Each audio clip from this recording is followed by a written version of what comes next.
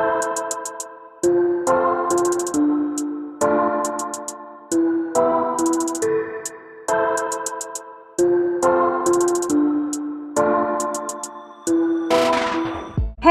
halo everybody, ketemu lagi bareng Bayu di podcast Suka-Suka Desember part kelima ya. Ini akan menjadi podcast terakhir kita tahun ini.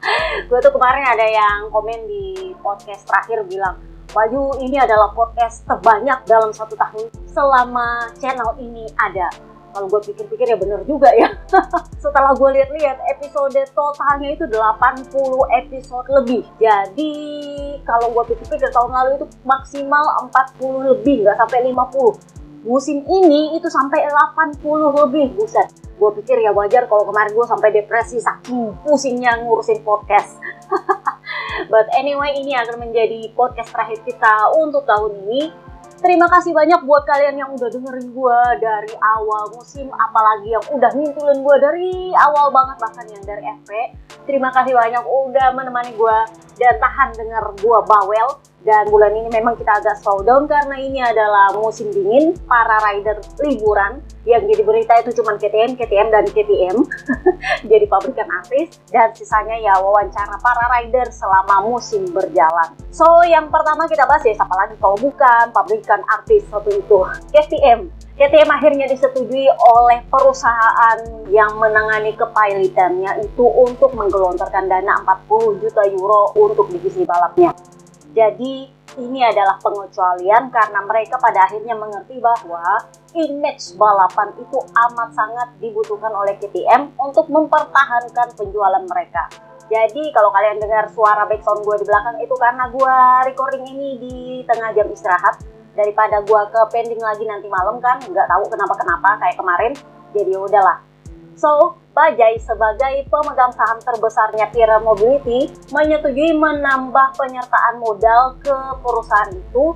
Plus Stefan Pierer juga menyetujui penambahan modal. Jadi mereka berdua sebagai salah dua pemegang saham terbesar di Pierer Mobility itu memutuskan menambahkan modal mereka. Bajaj memutuskan menambahkan penyertaan modal dalam bentuk cash, sementara Stefan Pierer itu menjual banyak asetnya untuk menambah penyertaan modalnya. Jadi aset-aset pribadinya itu diputuskan untuk dijual untuk jadi tambahan modal, tapi ya gue nggak tahu apakah itu udah laku apa belum, apakah udah jadi uang apa nggak ngerti. Tapi intinya seperti itu. Jadi buat yang bilang bahwa KTM itu bakal bubar tahun depan, ya enggak. Kenapa? Karena dipastikan mereka akan tetap balapan tahun depan. Yang jadi pertanyaan cuma tahun 2026. Nah ini kemarin di podcast Suka-Suka Desember part pertama apa ya yang kita bahas bahwa Lewis Hamilton dan Monster Energy bersiap untuk mencaplok timnya KTM. Nah kabar terbarunya Pit Bierer, manajernya KTM itu mengakui bahwa memang mereka punya pembicaraan serius dengan manajemennya Lewis Hamilton. Jadi Lewis Hamilton ini punya perusahaan investasi yang punya manajernya sendiri. Nah, KTM itu ternyata memang punya pembicaraan dengan Lewis Hamilton. Tapi bukan ke Monster Energy-nya, tapi ke perusahaannya Lewis Hamilton. Jadi Pit Bierer bilang, memang kami punya pembicaraan dan itu lumayan serius. Sejauh ini tidak ada hubungannya dengan Monster Energy, dan kalaupun memang image-nya seorang Lewis Hamilton dia dekat banget dengan Monster Energy akan menyinggung Red Bull, kami rasa itu tidak ada hubungannya dan itu tidak perlu dikhawatirkan. Kenapa? Karena masih ingat gue bilang bahwa Red Bull itu berencana untuk membeli tim KTM demi menyelamatkan mereka di tahun 2026. KTM ternyata nggak mau cuma timnya yang dibeli, dia mau ada investor yang menyelamatkan perusahaan ini secara keseluruhan, bukan cuma menyelamatkan tim balapnya. Jadi mereka punya kotak yang lebih besar yang harus diurus, karyawan-karyawan yang harus diurus, alih-alih cuma mau menjual timnya. Nah ini yang mereka mau dapatkan dari Lewis Hamilton. Lewis Hamilton kan memang niat mau beli tim MotoGP nih, jadi menurut mereka, kenapa lu nggak beli aja sekalian KTM-nya, otomatis lu dapat tim balapnya, bener nggak? Otomatis lu punya tim pabrikannya, bukan cuma beli tim satelit. Karena kan tim satelit kan gas-gas Red Bull nih. Karena kan tim satelit tahun depan itu adalah tim satelit Red Bull Tech 3, bener? Nah untuk KTM, kalau dia mau ambil alih ya otomatis dia yang punya pabrikannya. Dan kalau Red Bull mau di situ ya silakan, kalau enggak ya nggak apa-apa, bener nggak sih? Jadi kurang lebih seperti itulah fasilitas yang ditawarkan oleh KTM ke Lewis Hamilton. Jadi menurutnya Pick Bearer itu nggak ada hubungannya sama Red Bull. Red Bull akan tetap memiliki tim satelit mereka. Mereka akan tetap punya kerjasama di banyak divisi balap. Tetapi kalau soal investasi ke perusahaannya KTM itu lain cerita. Karena Red Bull kan nggak mau beli KTM. Red Bull cuma mau beli timnya. Nah sementara KTM bilang, gua ini butuh menyelamatkan perusahaan gua, pabrikan gua. Gue punya banyak karyawan yang harus gue selamatkan. Untungnya katanya mereka akhirnya sudah membayar gaji bulan Desember untuk para karyawannya. Untungnya. Jadi menurutnya Pick Bearer ini perkara soal KTM dan Pirelli Mobility dengan Lewis Hamilton. Bukan perkara tim MotoGP-nya dengan Lewis Hamilton. Itu beda cerita. Jadi Red Bull itu nggak bisa mencampuri kecuali kalau Red Bull mau beli KTM-nya. Itu lain cerita.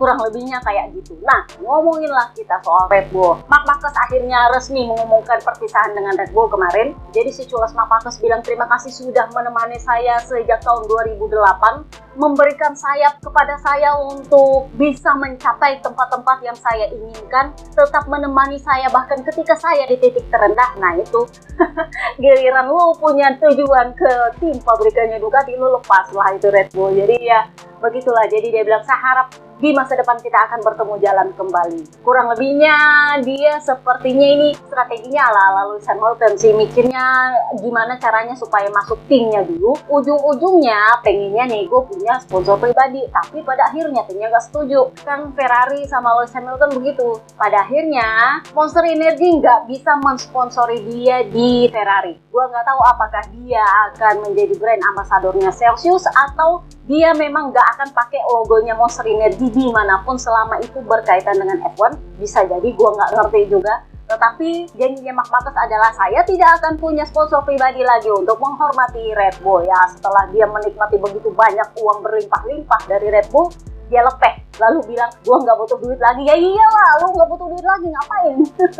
Udah nikmati uang segitu banyak dari Red Bull. Nah ngomongin soal Marc Marquez, kita ngomongin lah soal Pecco Bagnaia. Jadi Pecco kemarin itu ada podcast di podcastnya Migno. Jadi dia sempat ditanya soal apa yang menjadi pertimbangan dia untuk ikhlas dengan kalah jurdonya. Jadi dia bilang intinya gini, musim ini sebenarnya tidak buruk. Kalau kita lihat tanpa sprint race, saya itu totally mendominasi musim ini. Saya menang 11 seri dari 20 seri. Jadi sebenarnya tanpa hitung sprint race, gua ini udah kayak Marc Marquez di musim 2019 yang mendominasi dengan telak. Saya pasti jurdun kalau sprint race-nya nggak dihitung. Ya masalahnya sprint race-nya dihitung, Kak. That's the fact. Jadi dia bilang ya nggak apa-apa lah, yang penting gue belajar bahwa ada saat-saat dimana meskipun kita udah nyaris menang, kalau dibilang enggak ya enggak. Jadi pelajaran saya adalah saya tidak boleh lengah. Kenapa? Karena Papa Angel bilang kalau dia nggak fresh di sprint race Barcelona, dia bakal jurdun. Masih ingat balik Catalan GP sprint race yang dia crash di lap terakhir di tikungan 5. Masih ingat? Itu ya gue juga sakit hati nontonnya. Tapi itu karena dia dapat undian apes. Jadi dia sendiri bilang gue juga nggak tahu kenapa gue bisa crash. Jadi dia bilang kalau saya pikir-pikir saya kebanyakan melakukan kesalahan itu adalah ketika saya dalam kondisi lambat. Kemungkinan karena saya lengah. Jadi dari sini saya belajar bahwa saya tidak boleh lengah. Bahkan di saat saya sendirian pun saya harus tetap fokus hingga saya mencapai garis finish. Jadi saya tahu apa penyebab saya kalah musim ini meskipun saya sangat mendominasi di hari Minggu, dan ini akan menjadi pelajaran bagi saya. Tapi ya secara total ya saya mengambil contoh ini dari Marc Marquez. Nah mundurlah dia. Jadi dia bilang masih ingat tahun 2015 waktu itu dia sudah 2 kali jurdun, setelah itu dia absen di 2015 dan setelahnya dia kembali jurdun 3 kali. Jadi kalau saya pikir ya mungkin saya bisa jurdun lagi paling enggak 3 kali setelah musim ini. Jadi saya tidak akan menyerah, saya akan tetap berusaha dan saya belajar atas kesalahan saya. Oke, ini sesi baru. Kalau kalian dengar suara gue berbeda itu karena gue pindah posisi. Gue nggak tahu kenapa perasaan gue berisik banget di mic gue. Nah, Pecco sendiri juga sadar bahwa tahun depan itu nggak semudah itu punya 3 jurdun. Kenapa? Karena dia akan punya adipati baru di sebelah yang ya meskipun musim ini kelihatan dia agak-agak ya bisa membantu lah segala macam. Kelihatan bahwa dia berusaha untuk menunjukkan bahwa dia akan baik-baik saja sama Pecco. Peko tahu bahwa itu tidak akan terjadi semudah itu. Jadi Peko pasti tahu bahwa Marc Marquez nggak akan dengan mudah mau dikalahkan. Jadi dia bilang, ya tahun depan sih kalau saya pikir Ducati akan tetap mendominasi. Dan meskipun kami sisa berenam di track, tetapi faktanya kami masih tetap pabrikan terbaik di track. Dan kalau saya lihat-lihat tahun depan ya, meskipun Ducati menjadi pabrikan yang mendominasi, saya rasa akan ada balapan di mana pabrikan-pabrikan lain akan nyempil. Entah itu Aprilia, jangan lupa karena mereka punya rider yang fresh baru, ditambah lagi dengan KTM dengan line up baru di mana ada calon ikan hiu baru Pedro Acosta, ditambah lagi dengan Yamaha nggak boleh dikesampingkan karena Yamaha sekarang dalam proses kebangkitan, itu menurutnya Pecco Bagnaia. Tetapi kalau menurut saya kebanyakan dari balapan itu akan ada momen di mana hanya saya dan Marc Marquez aja yang di depan. Seperti tahun ini kebanyakan cuman Jorge Martin, Pecco, Jorge Martin, Pecco. Ya kalau ada Marc Marquez nyempil ya nyempil, kalau enggak ya enggak. Kurang lebihnya kayak gitu. Jadi saya pikir tahun depan ya akan terjadi hal yang sama, tetapi kali ini antara saya dengan Marc Marquez. Nah, ngomongin soal itu, kita pindahlah ke Jorge Martin. Jadi Jorge Martin bilang, saya jujur nggak ada yang saya sesali dari Jordan ini. Kenapa? Karena meskipun Pecco itu sangat hebat, dia bahkan menurut saya itu melebihi Stoner loh. Ya memang karena Pecco adalah salah satu rider terbaik MotoGP yang memenangkan lebih dari 10 balapan dalam satu musim, dan yang meraih itu cuma Valentino Rossi dan Marc Marquez. Jadi dia adalah new member of the club. Jadi bisa dibilang trio pepek lah ya. Sejauh ini cuma mereka bertiga yang dapat itu rekor. Nah, menurutnya Jorge Martin, Pecco itu hebat karena dia berhasil mencapai rekor yang baru dicapai oleh seorang Valentino Rossi dan Marc Marquez. Tetapi faktanya, dia bilang, gua berhasil ngalahin dia loh. Meskipun dia mendominasi musim ini dan memecahkan rekor yang hanya bisa dicapai oleh Valentino Rossi dan Marc Marquez, tapi nyatanya gua yang jurdun, Kak.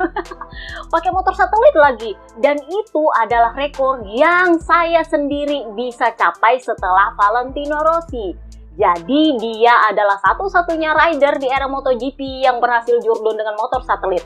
Kenapa? Karena Bebe Vale itu bukan eranya MotoGP, meskipun dia jurdun dengan motor satelit juga. Tetapi kalau sepanjang sejarah pun, dia dan Valentino Rossi saja yang berhasil mencapai rekor itu. Jadi dia bilang, ya nggak bermaksud sombong sih, tapi itu adalah rekor yang akan sulit untuk dicapai lagi di masa depan.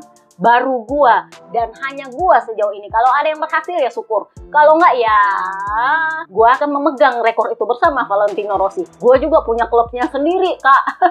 Jadi dia bilang, ya menurut saya juga sama level dengan Pecco Bagnaia meskipun ya beda kategori. Ya bener juga, Kak.